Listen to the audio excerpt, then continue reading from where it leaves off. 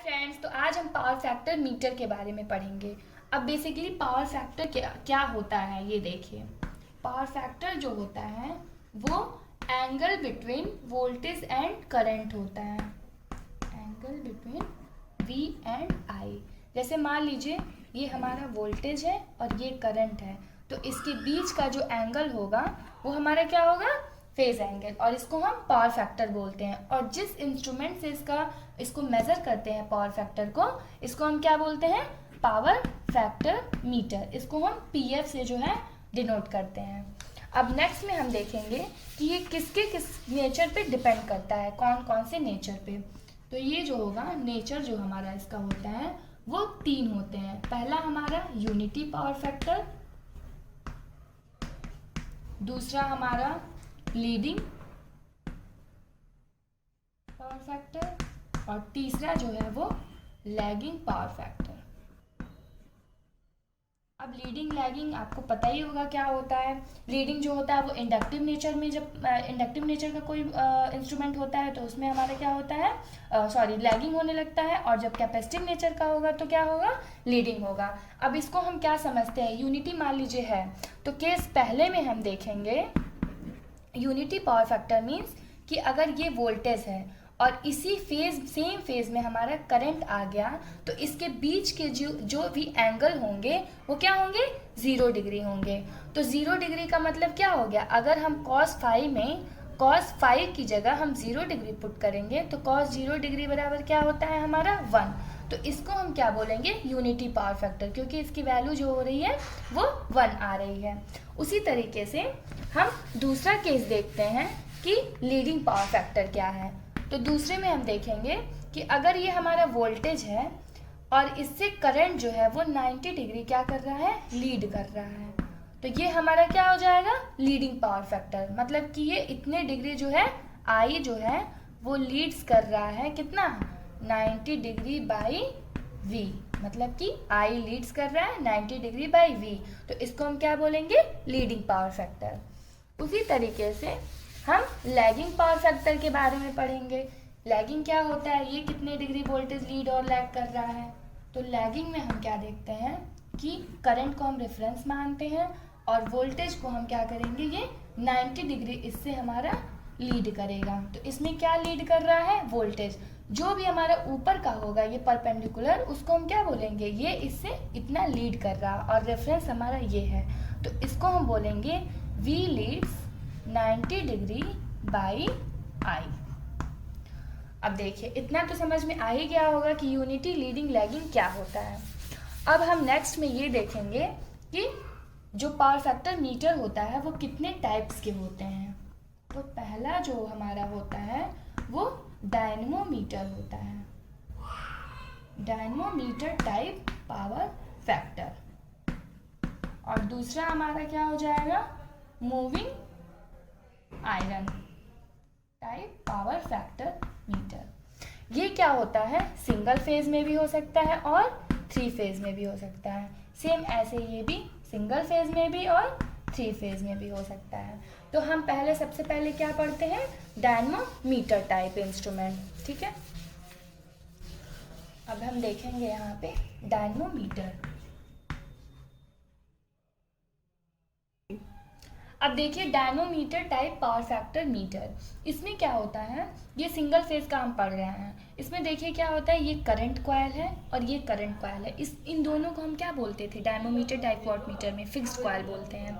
2 types होते हैं, एक CC होता है, दूसरा PC मीन्स प्रेशर कॉइल। मतलब ये जो है हमारा करंट को मेजर करेगा और जो PC है वो हमारा क्या करेगा, वोल्टेज को मेजर करता है।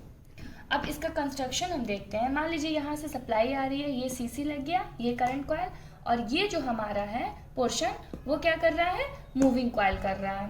मतलब कि यहाँ पे एक्सिस अपने रोटेट करेगा। अब यहाँ देखिए ये हमारा रेजिस्टिव लगा है और यहाँ इंडक्टर लगा है। ये इसको हम पॉइंटर बोलते हैं, ये स्केल है। ये स्केल अगर यहाँ आएगा वैल्यू तो यूनिटी होगी, इधर 0.9 नीचे जा रहा है तो लैगिंग पे काम करेगा, और इधर हमारा लीडिंग पे काम कर रहा है। ये ज़रूरी नहीं है कि ये लीडिंग लैगिंग इसी साइड हो, वो मैन्युफैक्चरर जो होता है वो डिसाइड करेगा कि वो मशीन किधर किस तरीके से वो बना रहा है। वो लीडिंग इधर भी कर सकता है और लैगिंग इधर कर सकता है। फिर यहाँ हम क्या करेंगे, लोड से इसको कनेक्ट कर देंगे। अब देखिए क्या होता है कि जब यहाँ से हम सप्लाई दे रहे हैं तो ये क्या हो रहा है, करंट कॉइल यहाँ लपेटा गया है नंबर ऑफ टर्न्स, तो ये क्या कर रहा है, अपने चारों तरफ मैग्नेटिक फील्ड जनरेट करेगा। जब मैग्नेटिक फील्ड जनरेट करेगा तो यहाँ पे क्या होगा, फ्लक्स उत्पन्न होगा, उसके कारण हमारा ईएमएफ वोल्टेज उत्पन्न होता है और फिर करंट फ्लो होने लगता है। तो यहाँ अगर हमारा करंट फ्लो होता है तो ये आई करंट यहाँ जा रही है, तो आई से यहाँ I1 में जाएगी और इधर हमारी I2 में जाएगी। ठीक है, ये I1 हमारा चला गया और ये I2 चला गया। तो हम ये लिख सकते हैं कि I is equal to I1 plus I2। इतना तो हम लिख ही सकते हैं कि हमारा दोनों जो करंट है वो किसके सम के बराबर है, I के।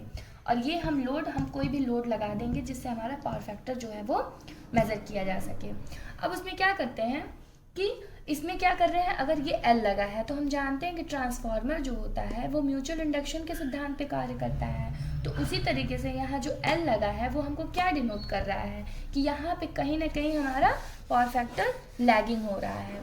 मतलब कि इसमें क्या हो रहा है, नंबर ऑफ एम्पियर टर्न्स जो हैं वो दोनों प्रेशर कॉइल में सेम अमाउंट का करंट फ्लो कर रहा है। तो जिसकी वजह से हमारा क्या हो रहा है, यहाँ पे रेजिस्टिव, यहाँ पे इंडक्टर है तो इंडक्टर के केस में हमारा लैगिंग पावर फैक्टर पे काम करेगा, और रेजिस्टिव है तो हमारा क्या करेगा, यूनिटी पावर फैक्टर पे काम करेगा। अब क्या होता है, जैसे कि हम जानते हैं कि हमको यहाँ करना क्या है, R is equal to omega L करना है। ये जब दोनों इक्वल होगा तभी हमारा पावर फैक्टर 1 आएगा। तो हम इसको क्या लिख सकते हैं, R is equal to 2 pi FL, ये लिख सकते हैं। ओमेगा क्या होता है, हमारा एंगुलर स्पीड होता है, तो 2 पाई F से फ्रीक्वेंसी, L हमारा इंडक्टर है। इतना समझ में आया। फिर उसके बाद हम क्या करेंगे कि इसमें 3 कंडीशन बनती है। जब हमारा पावर फैक्टर 1 रहेगा तो क्या हो जाएगा, यहाँ पे ये सेम फेज में होगा वोल्टेज और करंट, और जब केस 2 में आएंगे तो हमारा सेम, जैसे कि हम प्रीवियस में आपको बताए हैं कि ये लीडिंग में जो क्या होगा, आई जो है वो 90 डिग्री लीड करेगा इससे। उसी तरीके से तीसरे में हमारा लैग करने लगेगा। अब डिफ्लेक्शन एंगल आप जानते ही होंगे क्या होता है। ये मान लीजिए इसके बीच का जो होता है वो हमारा क्या होता है, थीटा होता है। अब थीटा जो होगा इसमें का, इसको हम डिफ्लेक्शन एंगल बोलते हैं। ये प्रोपोर्शनल होता है फाई के। फाई हमारा क्या है, फेज एंगल है। हम जानते हैं कि जो PMMC टाइप इंस्ट्रूमेंट होते हैं वो क्या करता है, एवरेज वैल्यू को मेज़र करता है। तो वो डिफ्लेक्शन एंगल जो होता है वो PAV के इक्वल हो सकता है। ठीक है, sorry, theta is directly proportional to I होता है। किसके केस में, PMMC के, जो कि सिर्फ DC पे काम करता है। और अगर हम मूविंग आयरन के लिए देखें तो theta is directly proportional to I के स्क्वायर होता है। ये कौन से केसेस में होता है, मूविंग आयरन के केसेस में। मूविंग आयरन भी हमारा क्या करता है, AC DC दोनों पे वर्क करता है, नहीं सॉरी AC पे वर्क करता है, और ये हमारा PMMC जो होता है वो DC पे वर्क करता है। अगर हम इस पूरे कंस्ट्रक्शंस का, ये पूरे का हम अगर ग्राफ बनाएंगे तो ग्राफ में हम क्या देखते हैं कि ये अगर हमारा वोल्टेज है और ये हमारा यहाँ पे अगर मान लीजिए ये IA, जो हमारी I is equal to IA plus IB current flow कर रही थी, तो IA हमेशा वोल्टेज के क्या हो रहा है, लैग कर रहा है IA, और IB हमारा क्या कर रहा है, ये मान लीजिए कोई भी एंगल हमारा, इतना हमको एंगल नहीं पता है लेकिन ये पता है कि ये हमारा वोल्टेज जो है वोल्टेज से IB लैग कर रहा है। तो अगर हम इसका रिजल्टेंट निकालें करंट का तो ये हमारा क्या हो जाएगा, I हो जाएगा। तो इससे ये प्रूफ होता है कि I is equal to IA plus IB, जैसे कि हम यहाँ बताए हैं। तो अब हम क्या लिख सकते हैं, ये पूरे का ये वोल्टेज और करंट हमको मिल गया, तो ये हमारा क्या हो जाएगा, फेज एंगल फाई हो जाएगा। यही हमारा क्या हो जाएगा, theta is directly proportional to phi. तो आपको कंस्ट्रक्शंस, ग्राफ और वर्किंग पता चल गया। यही हमारा पूरा dynamometer type power factor metre होता है।